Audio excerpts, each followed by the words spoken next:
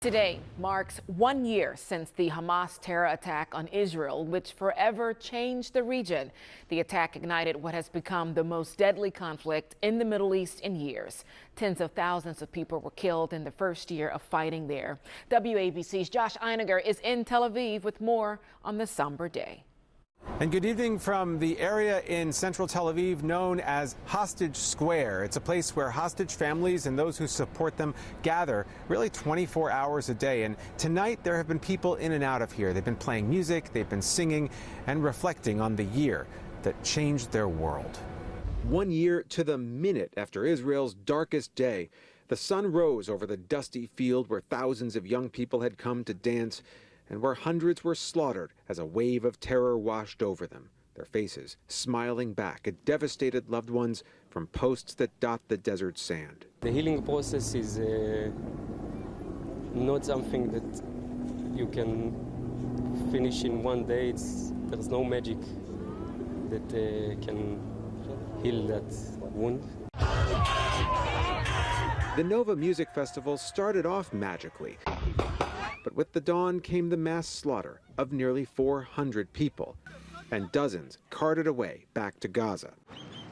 Today, Prime Minister Benjamin Netanyahu lit candles in honor of the fallen after taking his country down a bloody and violent path of war on multiple fronts. The IDF stepping up attacks just today against Hezbollah in Lebanon and Hamas in Gaza, where the Hamas-run health authorities say 42,000 people have been killed in a year. And with nearly 100 hostages still in captivity, the crisis has left deep divisions in Israeli society. Angry families today protesting outside the Prime Minister's home in Jerusalem. We have an attacks coming from all different sides, and Ofer and 100 other hostages are still there. And I think that's part of the disbelief. It's the disbelief that was so palpable this morning in the desert. The grief punctuated by the blasts of Israeli artillery firing into Gaza just 3 miles away. There's so much oneness here. Eric Goldstein is CEO of New York-based UJA Federation and led a delegation of New Yorkers to join in the memorial. His agency bankrolling the Nova community's desperate need for mental health services and other support, because 1 year later, there is no end to the pain. They were hunted down. I mean, there's literally killing fields we're sitting on.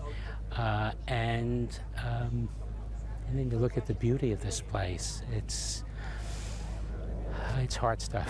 Of course, the subtext of all of this is the war that's raging right now kind of all over the Middle East, and specifically the Israel and Iran conflict. Israel has vowed a retaliation against Iran's firing of more than 200 ballistic missiles just a little bit less than a week ago. But what will they do and when will they do it? That much is not clear. It's the fear of the unknown that's ratcheting up anxiety now as people enter a second year of this nightmare.